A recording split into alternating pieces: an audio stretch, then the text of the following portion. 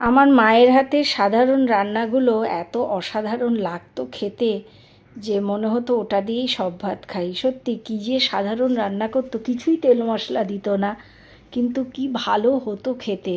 এই যেমন পার্শে মাছগুলোকে এরকম করে সিম্পল ভেজে নিত, একটু বেগুন ভেজে নিল, আর একটু আলু বরবটি বা যে সবজি অ্যাভেলেবেল থাকতো দিয়ে দিত, একটু কালো জিরে কাঁচা লঙ্কা ফোড়ন দিয়ে, আর একটু পেঁয়াজ কুচো দিত। মশলা তেমন কিছুই দিত না, একটুখানি জিরে একটুখানি শিলে বেটে আর একটা শুকনো লঙ্কা বেটে দিয়ে দিত, কখনো কাঁচা লঙ্কা বেটেও দিয়ে দিত।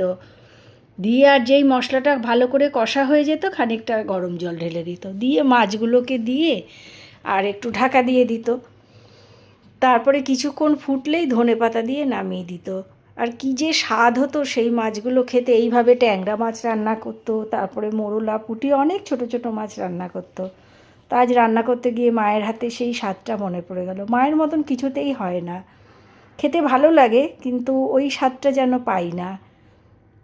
তোমাদের কি এরকম কোনো ফিলিংস হয় মায়ের হাতের রান্নার মতন? এই যে দেখো, ধনেপাতা দিলাম, বেগুন দিলাম, সবই দিলাম। ছোট্ট একটা রেসিপি তোমাদের সঙ্গে শেয়ার করলাম। তোমাদের বাড়িতে কে কে এইরকমভাবে সিম্পল রেসিপি রান্না করো, খাও আর ভালোবাসো, আমাকে অবশ্যই জানিও। আর ভিডিওটা ভালো লাগলে please like, share and subscribe করে দিও।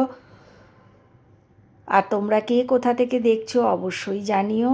এই যে কড়াইতে এইভাবে এখন আমি এটা বাটিতে বেড়ে নেব পরিবেশনের জন্য। তো আজকের মতন আমি ভিডিওটা এখানেই শেষ করলাম, ছোট্ট একটা ভিডিও। তোমরা সকলে খুব ভালো থেকো। টাটা।